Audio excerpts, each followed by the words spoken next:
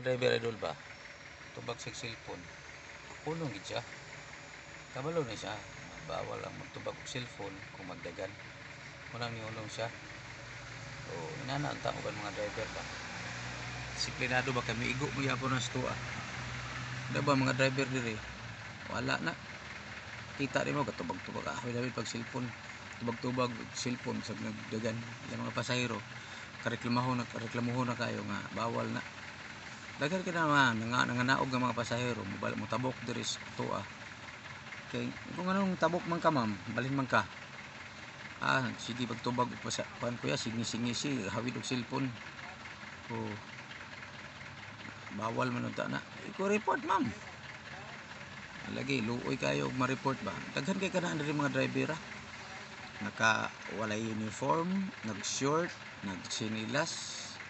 Ako pag sinilas ra ko pero naay sapatos dala. Kung naay hubag akong tiil ay ko bation sa tiil. Oh. Pero ug nung ka nga paano wala naka-uniform gid ko. Pero bibigay ko mag-uniform kay mo may balaod. Mo may gi-require nga pagpula ka, magkarsonis, magsapatos, magbidyas. Mo may gibutang gid sa sa LTFRB nga mo na gamiton. Pero ang uban wala ina silang una-una. Buto pagkadakpi, dagko dagig penalty. Parehan niyo naka-uniform mo, blue. Nagtubag, naghunong. Ano saktong driver? Motubag, mohunong, nga naka-uniform pa gyud. Oh. Pero sorry siya, oh. Uban driver ana ga short. Kung dili ka ganahan nga mag-sulob og uniform para sa jeep nga blue, sa taxi nga pula, o sa trucking nga maron, kung dili ka ganahan magsulob ana ayo pag-drive. O labon bitaw og sa una nga puti pa ang uniform sa taxi. Mao gyapon. Daghan gyapon dili mag-uniform. Wa gid mga gahi gid ulo ba. Only in the Philippines gina silang mga klases tao. Tao, helmet o nakamotor. Nasa siko gibutang. Now, bawal lang walay helmet. Pero tanawa, wa gi helmet. Sagda na lang kung tanang nanabang may dili mag-helmet. Ilabit sila bitay mamatay. Pero grabe gid kagahi. Grabe sad kay mga motor diri sa Dakbayan sa Cagayan de Oro karon. Pero tigid dagana. Kay ang kuan gid sa imong gisundan unta one car length man ang diferensya o imong kuan sa imong gisundan, pero one car lane kada sa traffic light liutan kada mapuno din as mga motor.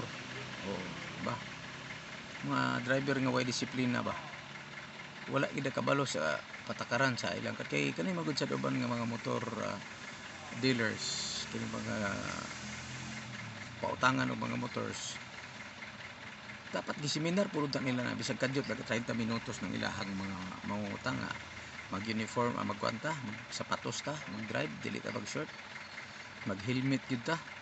Ya, dili po ta mo overtake. Kaya naka-outer lane na, mo overtake pa ka. Kaya wala good, naka-outer lane na ka. Overtake kan pag-ikag motor, mo pa'y masuko na yun.